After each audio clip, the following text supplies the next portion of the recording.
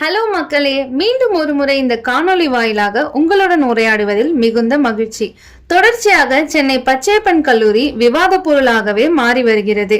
இம்முறையும் அப்படிதான். பச்சையப்பன் கல்லூரியின் மாணவர்கள் நிலைமையை பற்றியும் கல்லூரி நிர்வாகத்தின் அணுகுமுறையை பற்றியும் இந்த காணொளியில் பார்க்கவிருக்கிறோம். எப்பொழுதும் எங்கேயாவது ஏதாவது ஒரு பிரச்சனையில் ஒரு முரண்பாட்டில் சிக்கிக் கொள்வதுதான் சென்னை பச்சையப்பன் கல்லூரி மாணவர்களின் வழக்கமாகவே ஆகிவிட்டது. ஓராண்டில் மட்டும் கிட்டத்தட்ட 9 சம்பவங்கள் செய்திகள் வாயிலாக நாம் சேகரித்தவரை கிடைத்தது. பொது இடங்களில் தகராறில் ஈடுபடுவது, மாணவர்களுக்கு உள்ளேயே சண்டையிட்டுக் கொள்வது, இது போன்ற பலவிதமான பிரச்சனைகள் இந்த சேகரித்த 9 செய்திகளிலுமே விரவி கிடக்குது. இதற்கெல்லாம் காரணம் என்ன என பார்த்தோமேயானால், பெருவாரியாக பச்சையப்பன் கல்லூரி மாணவர்கள் கல்லூரியில் என்ரோல் என்னமோ செய்யறாங்க, அட்மிஷன் செய்யறாங்க. ஆனா என்ரோல் செய்துவிட்டு கல்லூரிக்கு போகாமல் இருப்பது என்பதுதான் நடக்கிறது. இதற்கு காரணம் என்ன என்று அதை மாணவர்களிடையே கேட்டோம்.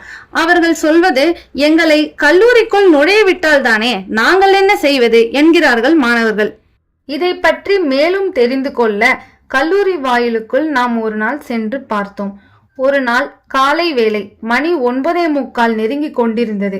மாணவர்கள் அனைவரும் அவசர அவசரமாக ஃபேக்டரி வாயிலுக்குள் நுழைவது போல விறுவிறுவென சென்று கொண்டிருந்தனர். திடீரென பெரிய இரும்பு கதவு இழுத்து மூடப்படுகிறது. மாணவர்கள் அனைவரும் அண்ணா அண்ணா அண்ணா என அங்கே இருந்த வாட்ச்மேனிடம் கெஞ்சி வேண்டி கேட்டுக்கொண்டே இருந்தனர். அவர் கதவை திறக்கவே இல்லை. மாறாக அங்கு நின்ற காவலர்கள் மாணவர்களை விரட்டி அடிக்க ஆரம்பித்து விட்டனர். இதே போல சில நேரங்களில் காலை 9:30 மணிக்கெல்லாம் வரும் மாணவர்களையும் இவர்கள் கூட்டமாக வருகிறார்கள் எனப்படும் ஒரே காரணத்திற்காக இப்படியே திருப்பி அனுப்பிய சோகங்களையும் நாம் வேறொரு முறை சென்றபோது பார்க்க நேர்ந்தது. நுழைவாயிலில் தான் இந்த நிலை என்றால் உள்ளே எப்படிதான் இருக்கிறது என வகுப்பறைகளுக்கு சென்று எப்படியோ ஒரு 12 மணி வாக்கில் கல்லூரிக்குள் உள்ளே நுழைந்து விட்டோம். வகுப்பறைகள் எல்லாம் நிசப்தமாக இருந்தன. 5 அல்லது அதிகபட்சமாக போனால் 10 மாணவர்கள் ஒவ்வொரு வகுப்பறையிலும் இருந்தன. சில வகுப்பறைகளில் யாருமே இல்லை. அனைவரும் எங்கே இருக்கிறார்கள் என்பதற்கு தான் நமக்கு முதலிலேயே விடை கிடைத்து விட்டதே. பெருவாரியாக மாணவர்கள் தெருக்களில், சாலைகளில் தான் சுற்றித் திரிகின்றனர். காலையில் கிளம்பி வந்து கல்லூரிக்குள் நுழைய முடியாமல் இருக்கும் இந்த மாணவர்கள் நேரம் கடந்தமையால் வீட்டிற்கு போக முடியாமல் சாலைகளில், பொது இடங்களில் அங்கும் இங்கும் அலைந்து கொண்டிருப்பது, கூட்டம் கூட்டமாக அலைந்து கொண்டிருப்பது சில நேரங்களில் முரண்பாடுகளுக்கு வழிவகுத்து விடுகின்றன. ஏதாவது மோதலில் ஈடுபட்டு விடுகிறார்கள் மாணவர்கள். சில நேரங்களில் இந்த நிலை மாணவர்களை சட்டம் ஒழுங்கு பிரச்சனைக்கும் இட்டு சென்று விடுகின்றன. ஏற்கனவே முதலிலேயே கூறினோம் அல்லவா, இந்த ஆண்டு மட்டும் 9 செய்திகள் இவர்களை பற்றி செய்தித்தாள்களிலும் தொலைக்காட்சி செய்திகளிலும் வந்துவிட்டது. இப்படி இந்த மாணவர்களை கல்லூரிக்குள்ளேயே நுழைய விடாமல் வகுப்பறைகளில் ஒற்றை இலக்க எண்ணிக்கையிலான மாணவர்களை வைத்துக்கொண்டு கல்லூரி நடத்தி கொண்டிருப்பது மிகப்பெரிய கல்வி உரிமை மீறலாகும். மாணவர்களின் கல்வி உரிமையை நசுக்குவதாகும்.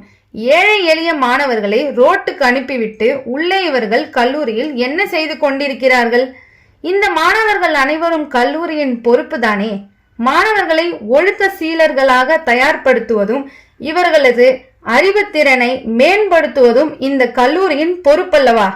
ஆனால் அதை தட்டி கழித்துவிட்டு இவன் எல்லாம் பிரச்சனை செய்கின்றான், இவன் எல்லாம் எதுக்குமே உதவ மாட்டான், உதவாக்கரை என மாணவர்கள் அனைவரையும் வெளியே தள்ளிவிட்டு இவர்கள் கல்லூரிக்குள் என்ன வேலை செய்து கொண்டிருக்கிறார்கள் என்பது தான் மிகப்பெரிய கேள்விக்குறியாக உள்ளது. இதற்கெல்லாம் காரணம் கல்லூரி முதல்வர் என கூறுகிறார்கள் மற்றும் கல்லூரி முதல்வரை இயக்கும் செயலாளர் எனவும் கூறுகிறார்கள். ஏழை மாணவர்களின் கல்வி உரிமையை, உயர்கல்வி உரிமையை பறிக்கும் இந்த செயலை என்னவென கூறுவது? இவர்கள் தங்கள் பிள்ளைகள் தவறு செய்தால் இப்படிதான் வீட்டை விட்டு வெளியேற்றி விடுவார்களா? அப்படிதான் உள்ளது இங்கே. அடங்காத மாணவர்களை கல்லூரிக்குள் சேர்த்து கொள்ளாமல் பொதுவெளிக்கு, அதாவது சாலைகளுக்கு விரட்டி அனுப்புவது அப்படிதான் உள்ளது. பச்சையப்பன் கல்லூரியானது அங்கு பயிலும் கல்லூரி மாணவர்களுக்கே சொந்தமானது என்பதை மறந்து விட்டார்களா என்ன? அங்கு நிலைமையே தலைகீழாக உள்ளது. கல்லூரி முதல்வர் இப்படிதான் இங்கே நடக்கும் என முரட்டுத்தனமான பிடிவாதத்துடன் கல்லூரியை நடத்தி கொண்டிருக்கிறார். அரசுக்கும் கட்டுப்படாமல் இப்படி நடந்து கொள்ளும் இவர்களை என்னவென்பது? மாணவர்கள்தான் இதற்கெல்லாம் தீர்வு காண வேண்டும். அல்லது அரசே இவர்களை கண்டிக்குமா? பொறுத்திருந்து பார்ப்போம். மீண்டும் வேறொரு காணொளியில் உங்களை சந்திக்கிறோம். நன்றி.